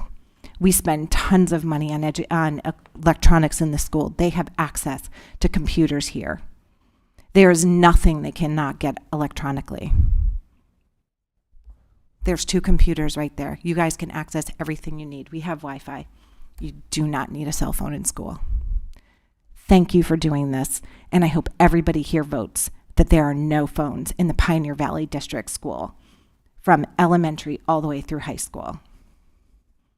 And please don't talk to me about sports, because Patricia already said, when you walk out the door, it unlocks. And if there's an emergency, they have their cell phone back. A call can be made. They're not stranded. Thank you. All right. More to come. More to come. All right. So moving on, Director of Finance. Thank you.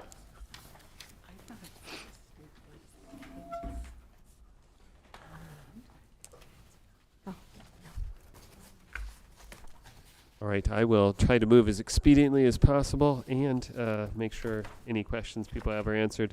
So in terms of the expenditure report, most of the negative balances have been eliminated by the budget transfers from previous meetings.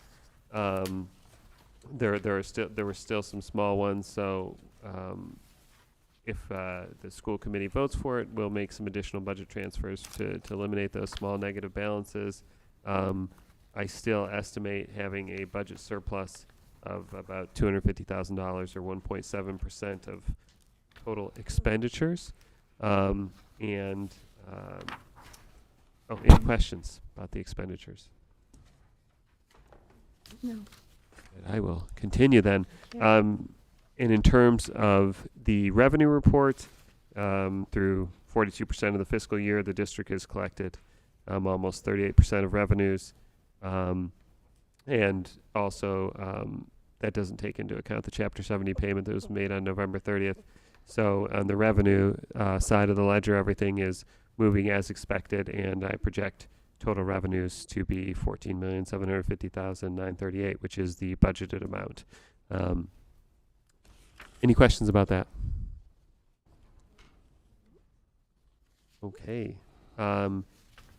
And I would like school committee to consider the budget transfers. There's not very many in the total amount of $19,179. Of course, unless there's questions. No.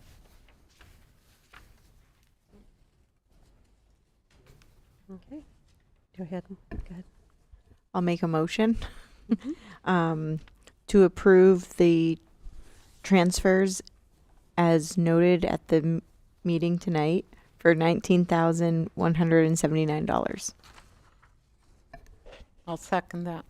Thanks. All right. Any further discussion? Jennifer, you want to start the voting? Jennifer Coffin, yes. Sylvia Cummings, yes. Melissa Gary, yes. Michelle Drew, so yes. Karen O'Neill, yes. Go ahead, Steve. Stephen Martin, yes. Thanks. And Raina Dastu, yes. So that passes. Thank you. Okay, lunch report. So at this point of the year, there's through November 30th, there's a total operating loss of $21,707.02. There's an operating loss of $10,368.58 in November. $4,000 of that is due to repairs of equipment. We've also had a substitute, an additional staff member because someone was out on an extended leave, and there were 2 less days of operation at the high school due to professional development. So that explains the loss in November. There is also the potential, I think likely that actually this is overstating the loss because we are applying to DESE for the months of September and October for $5,000 for October and a little over $4,000 for September due to underreporting school meals. So it's likely that the overall operating loss of $21,000 is an overstatement. I'd like to jump in here, if I may, because as always, when there's anything other than positive news about food money in this district, we want to pay attention, given our prior history. As Jordan said, the third bullet point, there's some work taking place with DESE to fix some possible number crunching errors. I had to sign off on the paperwork to DESE, so that you know there are layers of review, and both the food services director and Jordan came to me and said, "Here's this for DESE. Before we may submit it, you need to look at it," and I did.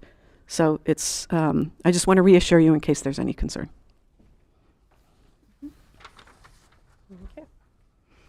Yeah, and overall, although negative operating at this point in the school year, I don't anticipate it being a long-term problem. I do think that in the future, the report will look better.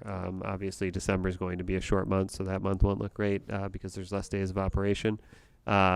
However, we will continue to operate, evaluate the operations each month, and of course, it's important to remember we do have a large positive balance in the food service revolving fund.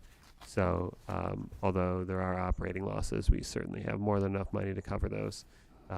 So there's not an immediate concern for the sustainability of that program. Okay. Any questions?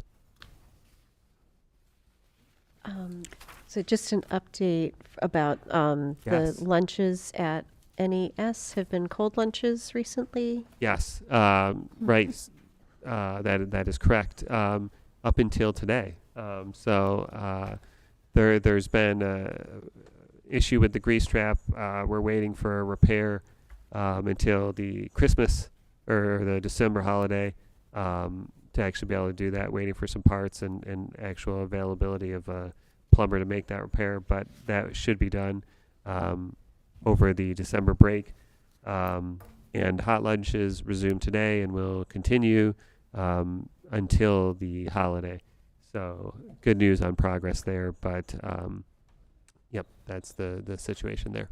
Great, thank you. All right, so moving on. Oh, the two grants. Yes. Yeah. Oh, yes.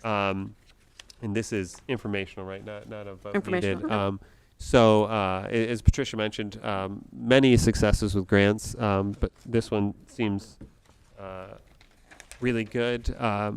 Both BES and NES received, each school received $5,950 from Mass Cultural Council through the STARS residency grant. And so this funds scientists, artists, humanists.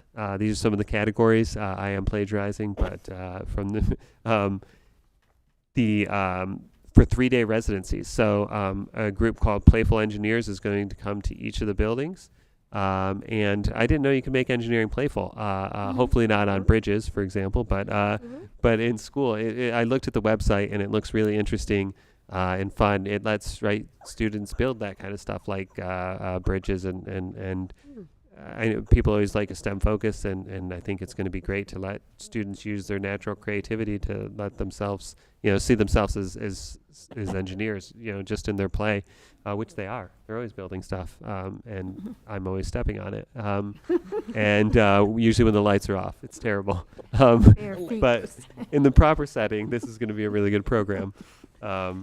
So yeah, that's really great. Grant money coming in all over the place, and us, obviously we have finite resources, but the more we can do to get additional resources, it just benefits students and staff even more. So it's great that we've had one success after another on grant applications. When is that happening? Yes, January and February. So it's coming up, and it's really exciting. Why don't we send out, I'll put it in the district update. I'll put a link to, it does look really interesting. Link to Playful, got it. And on their website shows the great thing is there's projects right here in our local communities. So you'll see some of the stuff that Playful Engineers has done, and it's not like, oh, look what happened in Washington. It's like other places, right? That you could drive to. So it's really cool to see all the stuff that the group has done. Okay, nice, great. All right. So moving on. So just a time check. It is 8:15, and we still have a bit to go. So I'm going to try to move along quickly. I don't have any other business. Is there other business that? Yeah, thank you. No. Anyone else has? No. So subcommittee reports. We have budget subcommittee. You guys have been busy. Yes, budget subcommittee just met this week. We're, excuse me, I'm getting tired. Jordan gave us version 1 of his budget. We'll be going to version 2. So we are rolling on the budget. And I invite any community members to those meetings that finance, what I mean is finance and select boards are welcome to come. All right. Policy subcommittee. Anything new to report? But we have a date to work. We have a date, yeah. Great. Teaching and learning? We had to postpone a meeting because unfortunately 2 people were ill, and it was one I was looking forward to very much. We'll reschedule. Great. District agreement? That is almost ready to be presented to the school committee in January. Oh, boy. And then we will get it to the member towns, and hopefully it will get to the member towns in time for their annual town meetings. We will have some community forums, though, for you to review it. Great. Perfect. And collective bargaining? Do you have an update for we have a Collective bargaining will be meeting. Okay. What is it called now? Collective bargaining and personnel. Yeah. Okay. Okay. So our enrollment update. Okay. Sorry, personnel update. Okie dokie. We have hired an administrative assistant to work the halftime. It's halftime up here in the main office, halftime in the guidance office. That's wonderful. We have hired a 0.6 Spanish teacher, Esther Gonzalez. It's giving me a chance to practice my Espanol. Esther is a PhD student in German, at UMass. She is from Spain, and she will be meeting the students. She's going to teach point 6. She's going to take on the 3 Spanish 1 classes.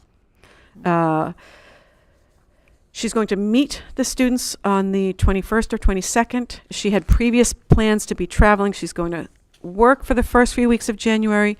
She's gone, and then she'll be back at the end of January and here for the remainder of the year. So, so happy that we have, even though it's only 0.6, we've got someone who's here and we can develop a relationship with. A native speaker. Native speaker of, and English and German and probably something else. Yeah. Amazing. Impressive. All right. Any questions? No? Yep. Okay. That's it. Moving on. Enrollment. Enrollment. I think we are at a 0 change here this month. Am I correct? Yes. 0 total change. And Mr. Sullivan and Mr. Frenier are planning some road shows up to Vernon to talk with the families up there, to be recruiting kids from the elementary school. Great. Perfect. All right. So I will entertain a motion to go into executive session. Anybody want to read the thing, or shall I? I'll go ahead. All right. So I'm entertaining a motion to go into executive session pursuant to Mass General Law, Chapter 30A, Section 21A, 2, 3, and 7.